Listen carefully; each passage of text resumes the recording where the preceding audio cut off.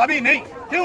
अपनी सब जगह जाए और सब जगह बात रखे, सब जगह कह रहे इधर भी और उधर भी। अगर जाएगा बात रखेगा हम तेरे साथ हैं, अगर बात नहीं रखेगा प्रधानमंत्री हम विरोध करेंगे और करते रहेंगे। आप इतने नाराज क्यों हैं प्रधानमंत्री से, जिन्होंने अपना घर बार छोड़ दिया, देश की जनता के लिए रोकते रहे कि कोई गलती ना हो जाए, हमसे सेवा में किसी प्रकार की गलती ना हो जाए। देश के प्रधानमंत्री ने अपना घर छोड़ दिया। अब ये बताओ तुम, देश के प्रधानमंत्री ने घर छोड़ दिया तो छोड़ दिया, किसके लिए छोड़ा?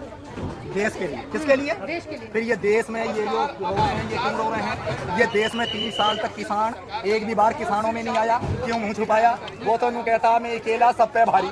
अगर ऐसा ही अगर है ना तू असली इंसान और है तेरे अंदर असली खूबी और है असली तेरे अंदर खून, तो एक बार जरा किसानों के सामने खड़ा होकर कह इस बात को कि किसानों तुम्हारे हक में मैं लड़ूंगा। गुछा तो रहता दफ्तर में और काम करता है बेकार बेकार दफ्तर में। अबे हम तो नू समझे कि 4 आदमी में हजारों आदमी में खड़ा होकर और नू कह मणिपुर में मैं बोलूंगा और किसानों के हित में भी बात करूंगा। पंजाब के किसानों को उग्रवादी कहा जाता है। देखिए वहाँ एयरपोर्ट पर कंगना रनौत जो नवनिर्वाचित सांसद है उनको थप्पड़ मार दिया गया।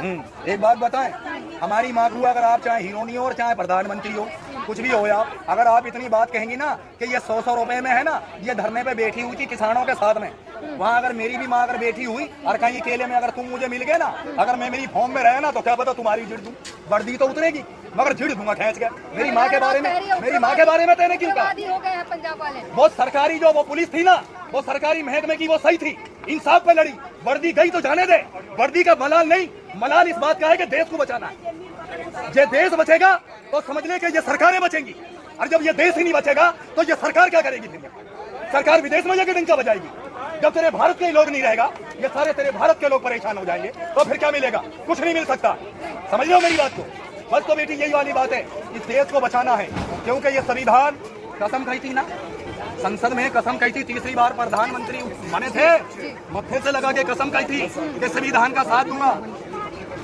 आज से 5 साल पहले क्या हुआ? बहनों, हिंदू और मुसलमान, जय श्री राम, जय बजरंगबली, कितने तो मंदिर तोड़वा दिए, कितने मस्जिद तोड़वा दी, कितने इनको कोरोना काल में इसने चला चला के पैदल मार दिया। किसी को बस दी?